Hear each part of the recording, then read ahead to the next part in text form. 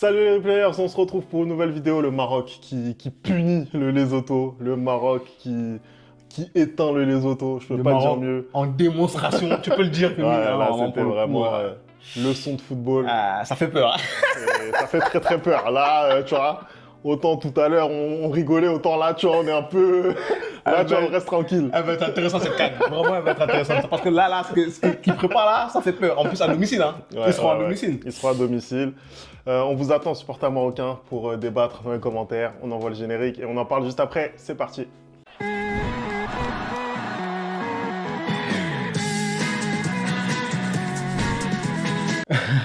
Allez, on commence le débrief du match. Anderson, qu'est-ce qu'on peut dire sur ce match où voilà, on a eu droit à une démonstration, des buts aussi beaux les uns que les autres. Qu'est-ce qu'on peut dire? Bah écoute, je sais même pas ce qu'on peut dire. Mi-temps, il y a une équipe qui domine, hein, qui montre tout son talent, aussi bien défensif, offensif que le jeu en équipe depuis quelques temps, depuis près de 1 an maintenant. On rappelle quand même que la dernière, la seule d'ailleurs défaite en 2024 de la part de cette équipe marocaine, c'est contre l'Afrique du Sud en 8e de finale de la Coupe d'Afrique des Nations.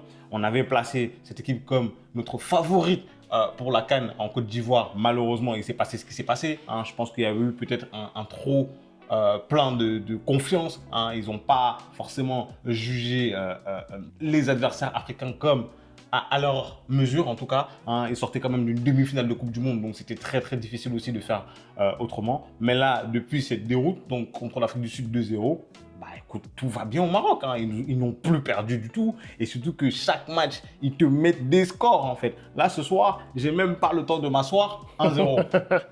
J'ai même pas le temps de boire mon thé, 2-0. J'ai même pas le temps de me lever pour aller prendre une petite clémentine, 3-0. Tu veux que je te dise quoi? Ça défile, ça défile. Mais c'est vrai que c'est quand même intéressant de voir le Maroc à ce niveau parce que on le sait, et t'en as parlé, sur la scène continentale, c'est toujours un petit peu plus compliqué pour cette équipe marocaine. Et quelles raisons font que c'est le cas à chaque fois, on ne sait pas. Mais en tout cas, là, sur cette phase éliminatoire pour la CAN, ils ont vraiment décidé de prendre le problème à bras-le-corps. Voilà, ils ont décidé que vraiment ça, pour le prendre à bras-le-corps, ils l'ont pris à bras-le-corps. Hein. Là, vraiment, ils ont vraiment fait le nécessaire. C'était voilà, c'était une leçon. Moi, je suis quand même, voilà, on va rester un petit peu mesuré par rapport à ce qu'on a vu ce soir. Sincèrement, la faiblesse de l'adversité, moi, je trouve que ça a été vachement compliqué. Je sais ce que tu vas me dire, moi, je suis pas d'accord. Je sais ce que tu vas me dire, Anderson. Moi, je suis pas d'accord. Qu'est-ce qu'il va me dire, Anderson? Je vais vous le dire tout de suite. Il va vous dire, oui, le Lesotho, etc., ils ont pris 4 points, ils ont réussi à battre la République centrafricaine, ils ont pris un point au Gabon. Voilà, ça reste une équipe qui joue au football. Même moi, si... ce que je te rétorque, va voir, par exemple, le 2e but de Brahim Diaz, va voir le 3e but. C'est n'importe quoi. C'est pas des erreurs, c'est n'importe quoi. Je suis d'accord avec toi, Femi. Je suis d'accord avec toi. Ou, bien évidemment, quand tu vois cette poule de qualification où il y a le Lesotho et la République centrafricaine et le Gabon et le Maroc, tu sais très bien que le Maroc, bon, déjà, ils sont déjà qualifiés, mais tu sais très bien qu'ils sont au-dessus. Maintenant, ce soir, certes, l'adversaire est faible et comme tu le dis, il y a eu énormément d'erreurs de la part du Lesotho, notamment leur gardien, des problèmes d'alignement, hein, les sorties, c'est du n'importe quoi. Mais Femi, moi, ce que je veux rajouter dans tout ce que tu viens de dire, c'est qu'il y a d'autres équipes dans d'autres poules qui ont des équipes aussi faibles que le Lesotho et la République centrafricaine, et pourtant ça finit pas en 6/6, Bien et sûr. pourtant ça finit pas avec 26 buts marqués et 2 buts encaissés, et pourtant ça ne finit pas en démonstration à chaque match avec en moyenne 4 buts marqués et des très très beaux buts. Donc, je ne peux pas te rejoindre sur cet argument où l'équipe en face est faible. Non, aujourd'hui, on est dans un football africain où absolument tout le monde montre ses qualités. Et c'est juste qu'aujourd'hui, le Maroc était beaucoup plus fort. C'est tout. Après, moi, je ne parle pas de la faiblesse du Lesotho en général. C'est pas ce dont je parle. Je dis que ce soir, ils ont été mauvais. C'est-à-dire que ils ont été mauvais parce que l'autre en face est juste trop fort en fait. Mais justement, sur les buts que je viens de te décrire, ce sont des erreurs individuelles qui sont criantes. Tu vois ce que je veux dire? C'est pas l'adversaire qui te pousse à... moi, je cherche pas à minimiser la performance du Maroc parce que même quand tu es au-dessus d'un adversaire en football, il faut encore le battre. Tu vois ce que je veux dire? Oui. Ça, il n'y a pas de souci là-dessus. Il faut le respecter. Mais après, là, on est quand même sur des erreurs qui sont criantes. Je suis désolé. Ça, c'est pas parce que le Maroc a fait... C'est normal, parce qu'il y a aussi une classe d'écart entre les deux équipes. Je suis désolé, quand le match commence et que tu vois les circuits de passe, tu vois la construction construction Non, c'est très côté fort. marocain. C'est très C'est fort. très fort en C'est fait. très Femi. fort. C'est très, que très fort. tu sais que même si, parce que les erreurs en fait, il faut les provoquer. Bien Qu'est-ce sûr, qui bien sûr. fait en sorte que le gardien sorte aussi, c'est que comme ça, Unai, il arrive à trouver des passes ou Amrabat arrive à trouver les passes au-dessus de la défense. Donc du coup, le gardien, il sait pas trop comment réagir. Hein. La défense, elle est mal alignée aussi. Pourquoi? Parce que constamment, Brahim Diaz, il provoque, il prend dans la profondeur. Donc pour moi, cette désorganisation du Lesotho, c'est aussi dû à l'attaque incroyable de ce Maroc-là. Aujourd'hui, moi je suis désolé, je pense que quand on va faire justement la vidéo bilan, c'est l'équipe qui m'a le plus impressionné parmi ces qualifications. Hein. C'est du 6 sur 6, comme je l'ai dit, ils ont marqué 26 buts, ils en ont encaissé 2. Les 2 seuls buts qu'ils ont encaissés, c'est contre l'équipe la plus forte du groupe, à savoir le Gabon, à chaque fois un but lors du 4-1 et un but lors du 5-1. Dans les confrontations qu'ils ont eues, tu vois que contre le Gabon, par exemple, ils ont encaissé le premier but. Hein, ils perdaient 1-0, mais malgré tout, ils arrivent à gagner 5-1. Donc, tu vois qu'il y a vraiment absolument tous les aspects, aussi bien psychologiques, aussi bien techniques, aussi bien physiques pour cette équipe, pour aller chercher cette Coupe d'Afrique des Nations chez elle. Et moi, ce qui m'impressionne, c'est que contrairement justement à ce qu'on avait vu à la dernière CAN, ils ne prennent plus l'adversaire de haut. Hein. On rappelle quand même que cette équipe est demi-finaliste de la Coupe du Monde. C'est la première équipe africaine qui l'a fait. Hein. Moi, je n'ai pas compris quand ils sont arrivés en Coupe d'Afrique comment ils ont pu avoir autant de mal contre l'Afrique du Sud. Pour moi, ça reste toujours une épine dans le pied parce que c'est vraiment un échec de parcours. Mais là, aujourd'hui, comme tu l'as dit, je pense qu'ils ont pris le problème à bras le corps. Ils ont mené une campagne de qualification, même s'ils étaient déjà qualifiés, parfaite. Hein. Je pense qu'ils sont plus que préparés pour ce qui va arriver chez eux en 2025, en décembre 2025. Et la qualité de l'effectif est juste impressionnante. Moi, je suis désolé. Ce soir, quand tu enlèves un Raimi pour mettre un Nesseri, c'est quand même que sur ton banc, il y a des joueurs en fait. Aujourd'hui, il n'a pas trop fait tourner par rapport au match dernier. Je vois qu'il a juste enlevé Hakimi et du coup, il a aussi titularisé Raimi qui était suspendu, je crois, pour le match avant. Mais il a son 11 titulaire, il a ses remplaçants, il fait jouer tout le monde et je pense que c'est un peu le secret si ils veulent pouvoir aller loin. Maintenant, une compétition à domicile, c'est difficile. Hein. Tu es devant ton public, ils peuvent te porter, comme ils peuvent te mettre la pression aussi. Donc, il faudra faire attention à ça. Mais ce soir, en fait, ce qu'ils ont montré là, je suis désolé, mais c'est comme ça que chaque grosse équipe africaine devrait jouer contre des équipes qui leur sont inférieures. C'est-à-dire respecter l'adversaire et l'atomiser, en fait. À aucun moment ce soir, tu t'es dit, ouais, le Lesotho peut mettre un but au Maroc. Tu vois ce que je veux dire ou pas? Hein? Et c'est parfait partout. En défense, en attaque, au milieu de terrain et dans les efforts collectifs. Dès qu'ils perdent le ballon, ils récupèrent le ballon très vite. Moi, ça m'impressionne. Moi, ça m'impressionne et ça me fait un peu peur, je dois l'avouer. Un tout petit peu peur. Après, je sais que voilà, sur le continent, ils ont un peu du mal. Voilà. Non, je suis d'accord avec tout ce que tu as dit.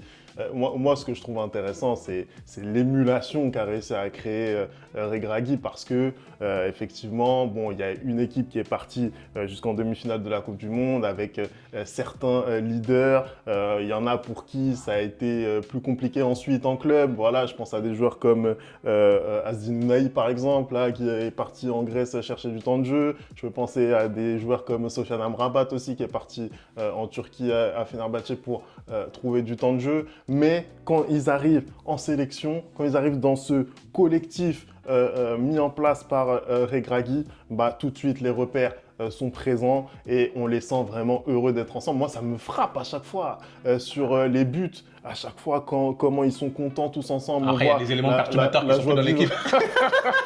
Je ne veux pas citer de nom, mais il y a des éléments perturbateurs qui sont plus dans l'équipe. N'hésite pas à donner les noms. Je ne vais pas donner les noms, vas-y. C'est important de donner les noms tout de suite. Hein. Mais effectivement, oui, on sent vraiment que l'émulation est vraiment en train de prendre. Voilà, il y a des nouveaux éléments qu'on voit arriver, des Ilyes Benseghir par exemple, voilà, qui est très très fort dans son club en championnat, qui s'intègre dans cette équipe, qui vraiment fait très mal. Voilà, il y a de la jeune génération, pardon, avec les Raimi, avec les Alzouli, etc.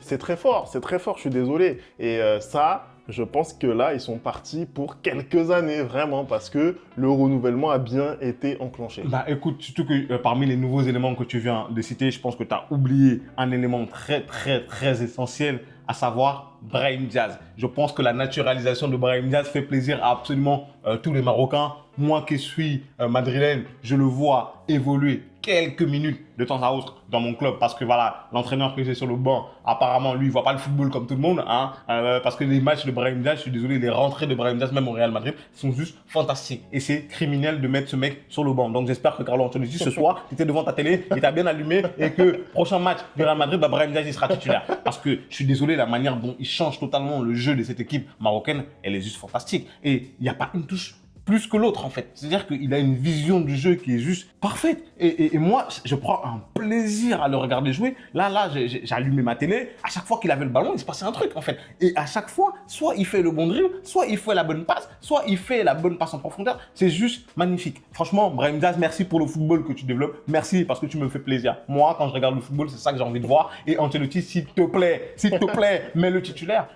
Et tu l'as dit en fait, il y a une émulation qui s'est créée autour de cette équipe-là. Et j'ai l'impression que déjà, en fait, ils se sont rassurés pendant ces qualifications. Maintenant, la Coupe d'Afrique, c'est dans un an limite. Voilà. Donc, il peut se passer énormément de choses jusque-là. Mais bon, j'espère que absolument tous les pays vont arriver avec leurs éléments à 100% parce que j'ai envie de voir une très très belle CAN. Et surtout, j'ai envie de voir enfin cette équipe du Maroc, si elle est capable sur le continent de faire quelque chose. Parce que moi, personnellement, j'ai jamais vu le Maroc gagner la CAN. Personnellement, je pense qu'il y a nos ancêtres, il y a nos papas qui ont vu, mais moi, personnellement, j'ai jamais vu le Maroc gagner la Coupe d'Afrique des Nations, alors que j'ai vu le Maroc arriver en demi-finale de la Coupe du Monde. C'est quand même ahurissant, tu vois ce que je veux dire? C'est vrai. Ça serait intéressant d'observer le parcours de ce Maroc dans sa CAN. On sait très bien que voilà, il faut un collectif fort, il faut une équipe forte pour que la CAN aussi prenne en termes d'engouement, etc. Ça a été le cas un petit peu tardivement, mais ça a été le cas quand même. Ça a été le cas pour la Côte d'Ivoire. Avec la Côte d'Ivoire. Ils ont fait le boulot à la fin. C'est vrai qu'il y a eu des scénarios fous et c'est ce qui a rendu vraiment cette CAN exceptionnelle. Donc il faut une équipe forte à domicile. On a besoin d'un Maroc qui soit très fort. Donc pour sa propre CAN et là franchement on est sur les 2-3 meilleures équipes du continent, on va pas se mentir, peut-être la meilleure équipe du continent. Pour moi depuis la CAN c'est la meilleure. Après bon tu vois la culture de l'instant, moi je fais quand même attention parce que quand la Côte d'Ivoire aussi a infligé ses scores là en début d'éliminatoire, qu'est-ce qu'on disait? On disait la Côte d'Ivoire c'est la meilleure équipe du continent. On va pas se mentir. La Côte d'Ivoire aujourd'hui c'est un fait, la Côte d'Ivoire est championne d'Afrique. Il n'y a aucun doute là-dessus. Donc, par conséquent, c'est la meilleure équipe africaine. Mais dans le jeu, dans ce qui est produit, je suis désolé, depuis la CAN, si tu regardes les matchs de la Côte d'Ivoire, tu regardes les matchs du Maroc, la Côte d'Ivoire a un peu plus de mal que le Maroc. Après, les adversaires sont aussi différents. La Côte d'Ivoire a dû notamment affronter la Zambie. Je pense que la Zambie est un peu plus forte que les équipes que le Maroc a affrontées. Mais malgré tout, dans le jeu, le Maroc rassure un peu plus que la Côte d'Ivoire. Maintenant, ce n'est que des qualifications. Et moi, je le dis, je suis désolé, la vérité des qualifications n'est pas la vérité des tournois. Aujourd'hui, en tournoi, la Côte d'Ivoire a prouvé. La Côte d'Ivoire a 3 CAN. Moi, personnellement, j'ai vu 2 CAN de la Côte d'Ivoire de mon vivant. Je n'ai jamais vu 2 CAN du Maroc. Donc maintenant, aux Marocains, à l'équipe nationale du Maroc aussi, de prouver dans sa CAN et de faire aussi bien que la Côte d'Ivoire. Mais on ne veut pas dire en disant que que le Maroc c'est la meilleure équipe africaine. Moi je te parle de jeu. Aujourd'hui en termes de jeu, ce qui est produit depuis la CAN, c'est la meilleure équipe africaine. C'est simple. C'est-à-dire qu'à chaque sortie, tu es impressionné par ce qu'ils produisent. La Côte d'Ivoire, il nous est arrivé, là on est en train de parler notamment, il y a eu 2 défaites de suite. Ils ont encore un dernier match là compliqué. On ne sait pas ce qui va se passer. Mais voilà, tu vois, ils commencent à avoir quelques doutes dans cette équipe ivoirienne, ce qui n'est pas du tout le cas pour le Maroc. Après, c'est aussi un peu normal. C'est-à-dire que quand tu es champion, on t'attend beaucoup plus que quand tu ne l'es pas. Aujourd'hui, le Maroc a tout approuvé. Donc voilà, tant mieux pour eux. Et j'espère qu'on va avoir une belle CAN chez eux. Et j'espère qu'ils vont faire un bon tournoi parce que qui dit une grosse équipe du Maroc, dit que quand le Cameroun gagnera la CAN au Maroc, on nous félicitera. Voilà, merci. On va finir là-dessus. On va voir ce que ça va donner. Il faut quand même rappeler, sur ce parcours d'éliminatoire, il y a eu certaines prestations qui nous ont quand même laissé un petit goût amer, on va pas se mentir. Moi, j'ai souvenir du match contre le Gabon, ça finit à 4-1. Pourtant, quand tu regardes le match, tu t'aperçois que c'est compliqué. Le Gabon, normalement, ils peuvent sortir de là avec un match nul. C'est une grosse équipe, le Gabon aussi, c'est normal. ils étaient dans leur poule et là, au match précédent, ils en ont passé un certain nombre aussi contre le Gabon, tu vois. Donc, c'est pour ça, tu vois, c'est un peu compliqué. C'est vrai que le Maroc, clairement, c'est un des favoris. D'ailleurs, dites-nous ce que vous en pensez. Est-ce que vous êtes vraiment aussi impressionné que nous par la campagne marocaine durant ces éliminatoires? En plus, bon, on sait que quand tu es déjà qualifié, on sait que c'est un petit peu compliqué de se motiver. Ils n'ont que des matchs amicaux à jouer. Exactement. Ils ont réussi à faire ces performances-là. Mais donnez-nous votre avis. Est-ce que vous vraiment vous voyez ce Maroc aller soulever cette CAN chez elle? Merci d'avoir regardé cette vidéo. On n'oublie pas hein, les bonnes habitudes le replay foot. On va continuer encore demain pour la dernière journée de ces éliminatoires à suivre les derniers matchs. Je crois qu'il y a notamment la Guinée, etc.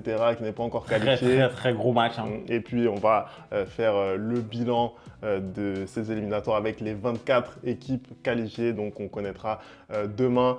Et donc, on se retrouve très, très vite pour une nouvelle vidéo. Ciao!